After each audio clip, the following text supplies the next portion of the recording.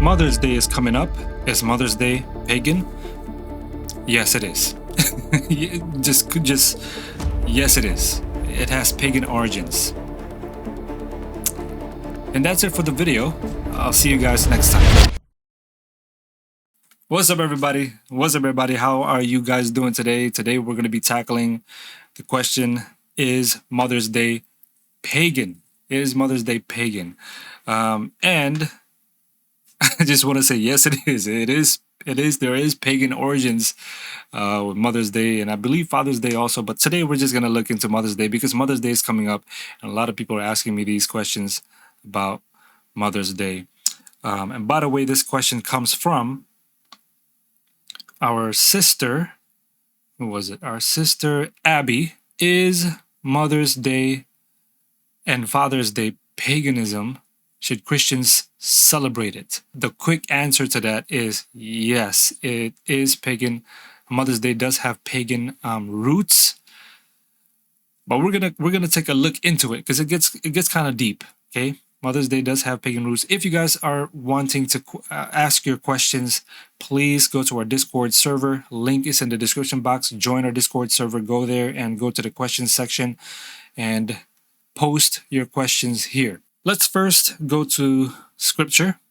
Okay, let's first go to the scriptures, and we can see in Exodus 20. In Exodus 20 and verse 14 or 12, it says, "Honor thy father and mother, that thy days may be long upon the land which the Lord thy God giveth thee." So we should honor our father and mother, our fathers and mothers. Do we do it on Mother's Day? Can we do it any other day? We can do it any other day, but is it okay to do it on Mother's Day and Father's Day? My answer to that, okay, so this is my answer to that. My answer to that is thank you, train. Thank you, train. The train just passed by. We're going to let it pass by, and then we're going to answer this question. So, okay. For those of you guys who already know me, I rarely celebrate anything. I don't even celebrate my own birthday sometimes. I don't even celebrate. The only time that I do celebrate my birthday is when my mom or, someone calls me and says, "Hey, happy birthday," and things like that. I'll accept it. I'll just say, "Hey, thank you, man. Another blessed year, another year that the Lord has given me." I am now 86, so I'm old. I'm not 86. I think I'm 36. Am I 36 or am I 38? I don't even know what I am anymore. But so I don't. Anybody who knows me, I don't even celebrate these things. I don't really celebrate Christmas. I don't really celebrate, what's New Year's Eve. We don't. My wife and I, my family, we don't really celebrate those things. Of course, like with Christmas and things like that, we will give gifts because gift giving it's a good thing. And if you give like Steps to Christ or a Christian book or whatever, it's always a good thing. And or if you give away a Bible, I mean, come on now. Come on, bro. But anyways,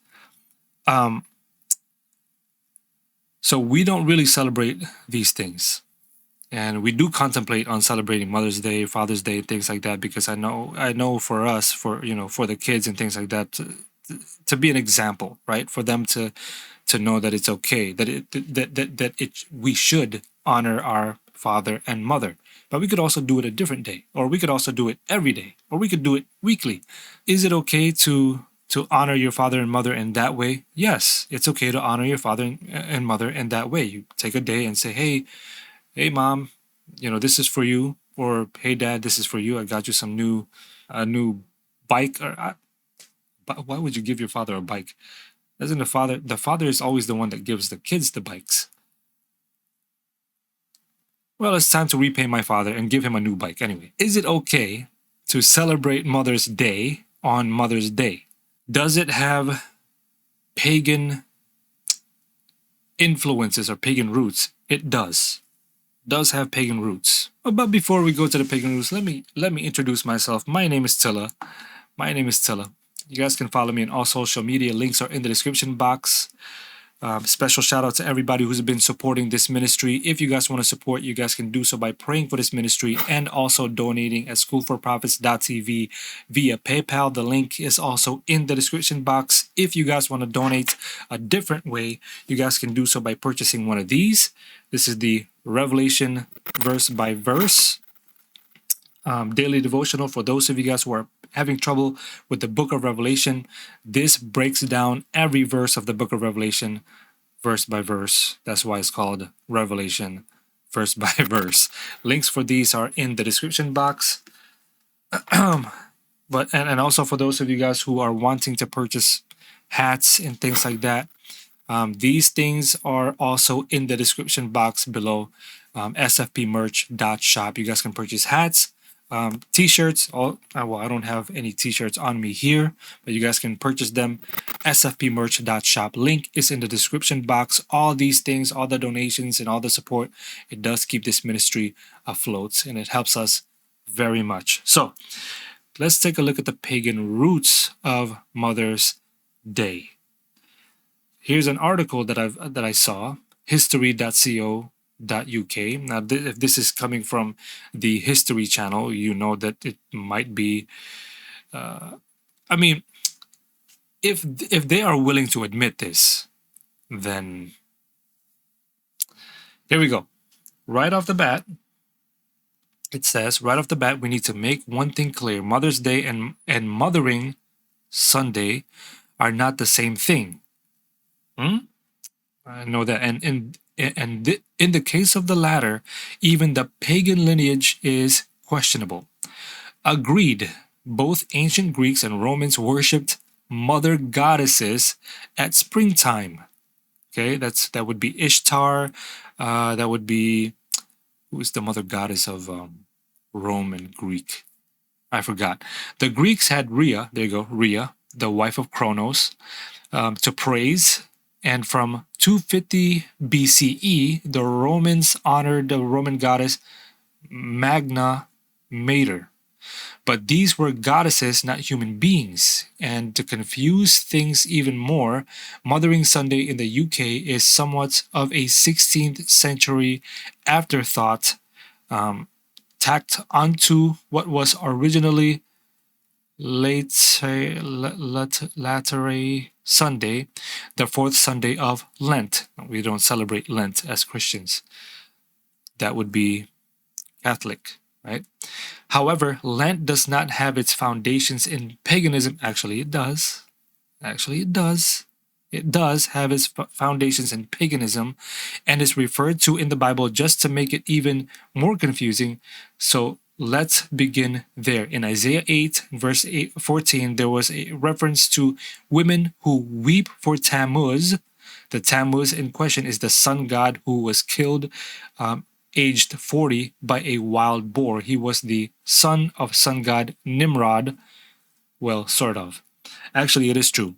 Nimrod was a sun god. Tammuz was his son. Okay. Nimrod's wife Semiramis became pregnant following an affair at around the same time Nimrod died. If you guys have not yet watched the movie From Babylon to America, From America to Babylon, we note these things. These things are there. In order to assuage any suggestions of her unfaithfulness, Semiramis claimed that at the time of his death, Nimrod used sun rays to impregnate her. It's worth pausing to note that Tammuz was considered to have been divinely conceived, which probably forms the basis of the Immaculate Conception, or the all the pagan roots of the mother and son, the Madonna and son, comes from Tammuz and Semiramis. Now look what it says here. While Mothering Sunday may have originated as a means to break Lent fast, it was more about the celebration of the Mother Church. What's the Mother Church?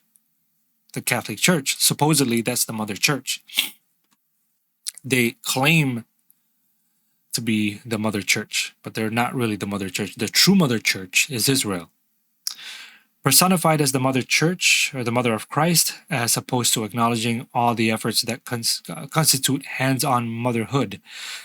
Though it is worth noting that Latter Sunday was one of the few days that domestic servants were free to spend the day with their families, so it's possible there were some elements of Mother's Day we have in the 21st century. So that's one. Here's the next article. Okay, the next article is this. Mother's Day and Father's Day. Mother's Day dates back to ancient cultures in Greece and Rome. In both cultures, mother goddesses, queen of heaven, were worshipped during the springtime with religious festivals. The ancient Greeks paid tribute to their powerful goddess Rhea, the wife of Kronos, known as the mother of the gods, queen of heaven. And by the way, there is another queen of heaven that the Catholics call that queen of heaven the Virgin Mary, which is actually not biblical. There is no queen of heaven. If you want to know who the queen of heaven is, you got to look down on earth, because the queen of God would be the church. Remember, he's the king, the church is the bride, so that makes the church the queen. Okay? Similarly, but there's no heavenly queen. There's no like queen goddess or anything like that. No. That's not biblical. Similarly, evidence of a 3-day Roman festival in mid-March called Hilaria to honor the Roman goddess Magna Mater, or Great Mother, dates back to 250 BC. As Christianity spread throughout Europe, the celebration of the Mother Church, Catholic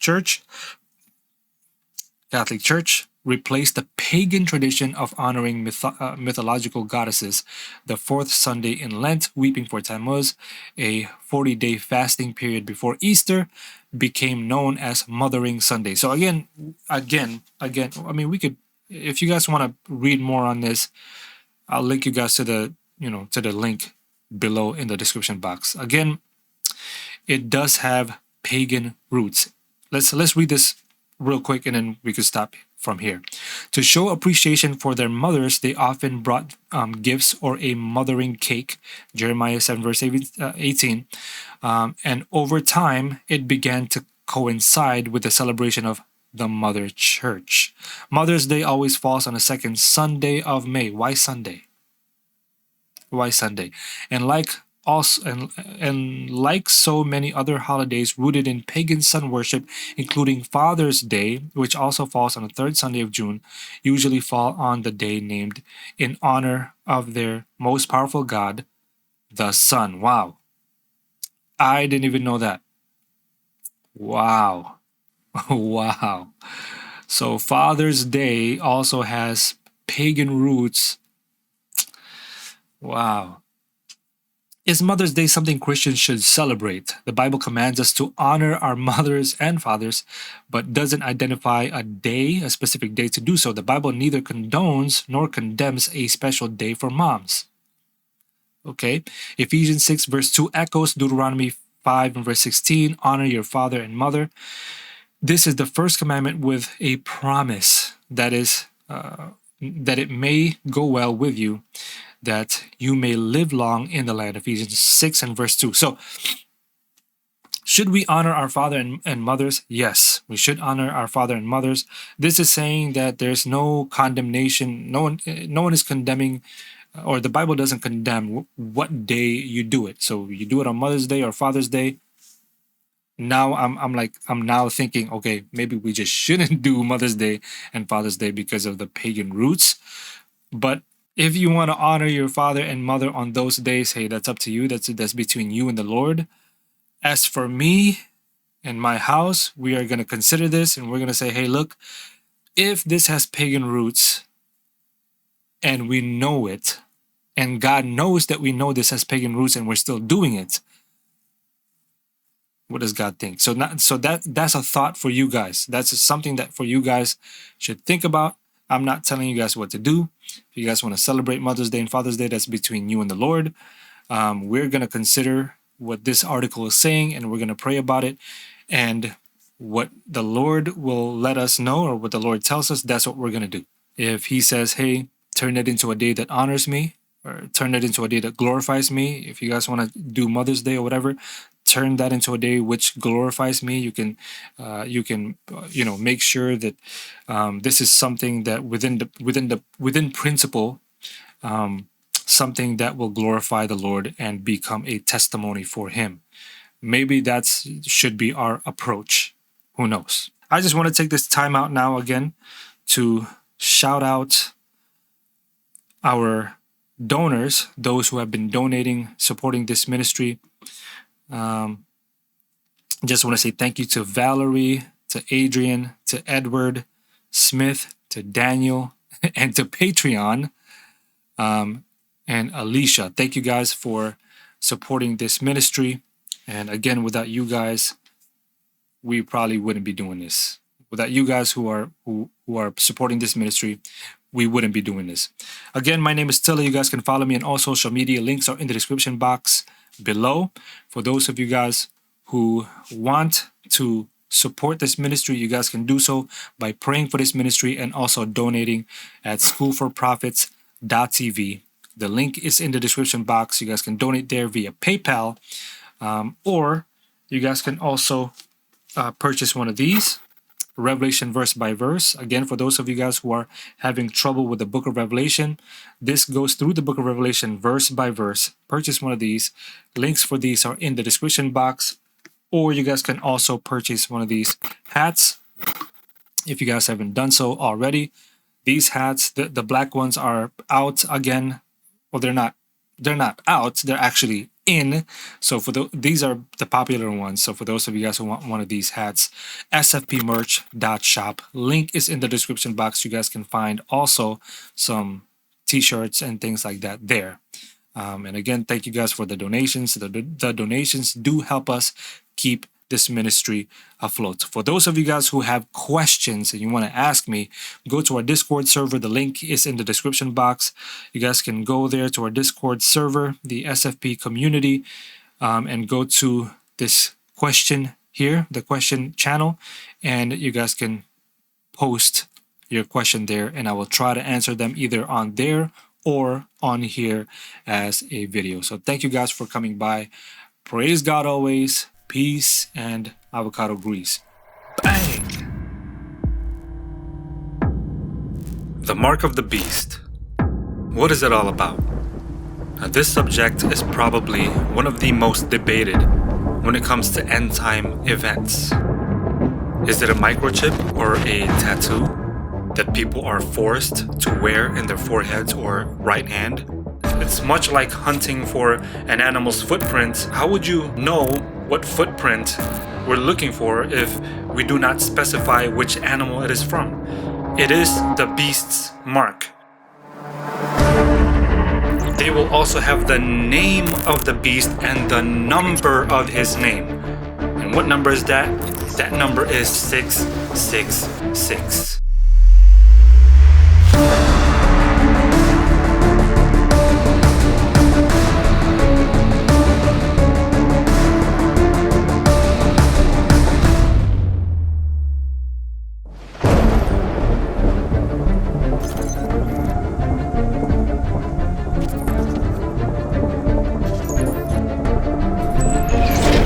Now it's time for us to really dig deep and figure out what is the papacy's mark of authority.